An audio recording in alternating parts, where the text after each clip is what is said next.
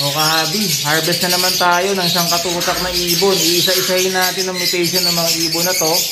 Siyempre, makakapagparami tayo ng isang katutak na ibon dahil sa tulong ng Bitwin Pro at Egg 1000. Nagkukumpulan, no? Nakakatuwang tingnan.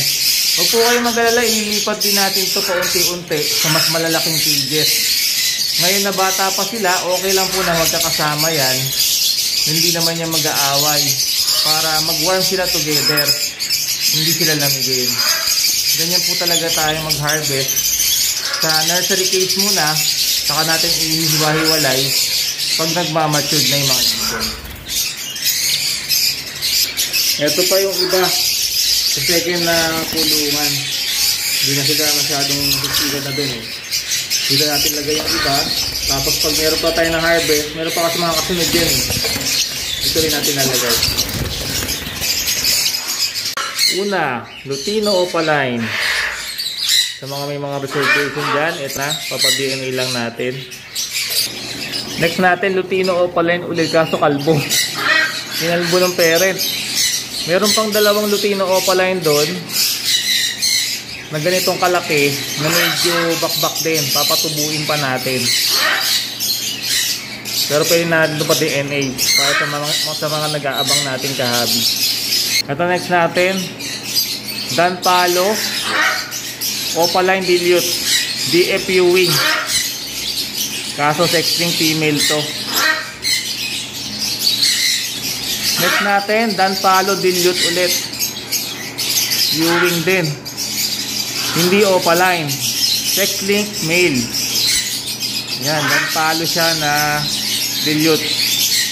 U-wing. Split Opaline. Next natin, Blue Opaline Dilute.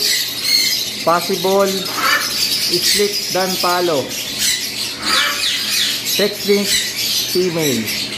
Kapatid ng dalawang Dan Palo Dilute kanina. Next natin, Opaline Pale Palo Pale SL Faded. Sex link female. Mukhang Lutino Opaline siya, pero hindi po ito Lutino Opa. Pale SL po ito na Pale Palo. Ito pa isa, Opaline Pale Palo din. Medyo may green siya. Kung babae ito, Pale SL to. Kung lalaki, Opa Pale lang. Split Pale SL. May green kasi siya. Pero sa tingin ko lalaki to at sex link cock to. Kasi mag-green yung pakpak niya.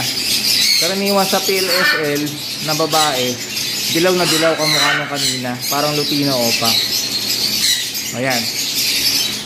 Ito pa isa, medyo green. Medyo may green siya.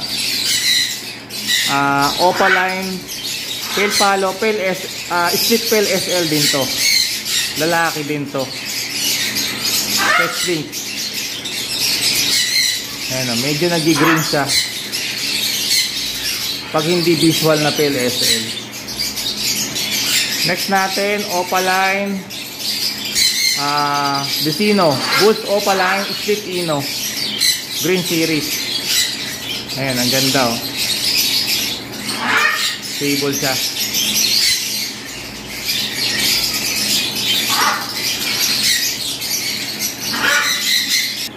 Next natin, Blue U-wing Split Dan Palo.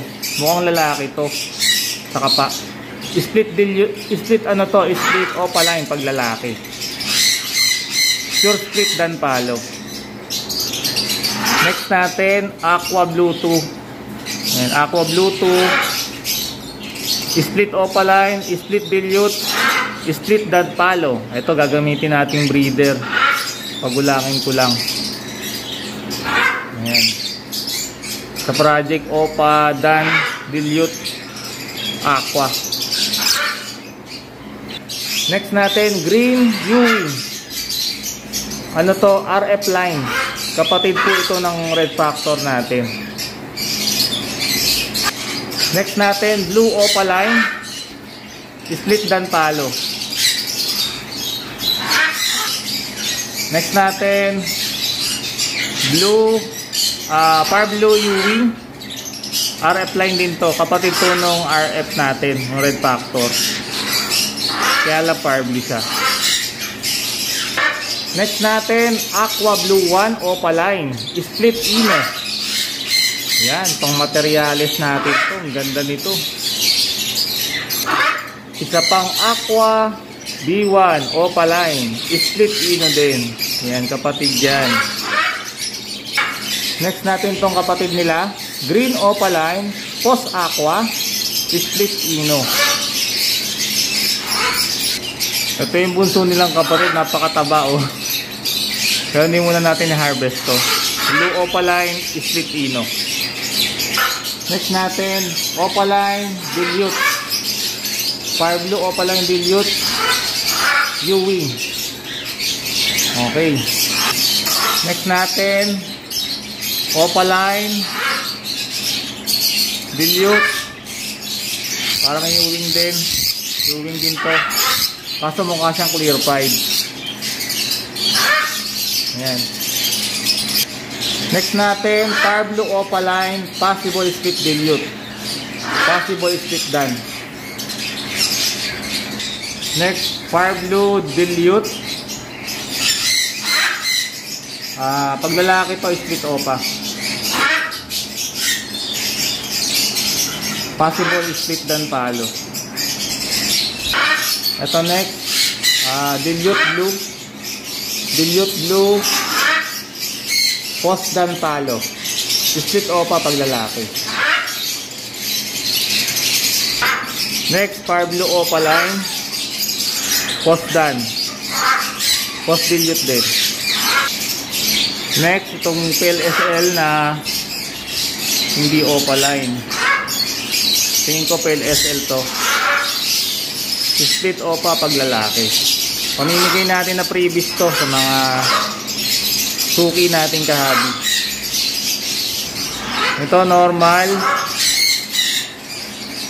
green t-shirt, mukhang babae, wala nang karga to. Pamimigay na lang natin sa mga suki natin. Next, Violet PLSL Opaline.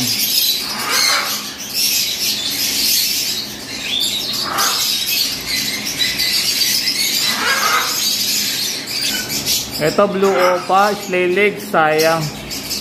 Post done to, post dilute din. Pamimigay na lang din natin freebie sa mga suki natin. Next natin, blue opaline dilute, possible split done.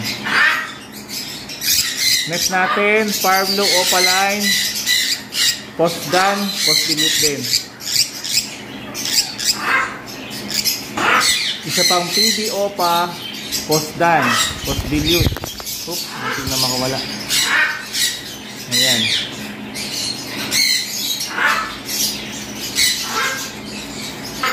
Next natin, blue opaline dilute, post done. Medyo na splay legs din to. Ayan, hindi pantay yung paa. Yung mga may deformation, mamimigay na lang natin yan sa mga suki natin. Next, far blue opaline ulit, post done deal. Next ito, dilute Ewing, far blue, split opa ipcock, post done din. Puro post done yan kasi back to back split done yung mga magulang nila. Ayan, pag interesado kayo kahabi, PM nyo lang po ako sa Facebook page ng Hobby ni Daddy para sa naggaganda mga ibon na yan.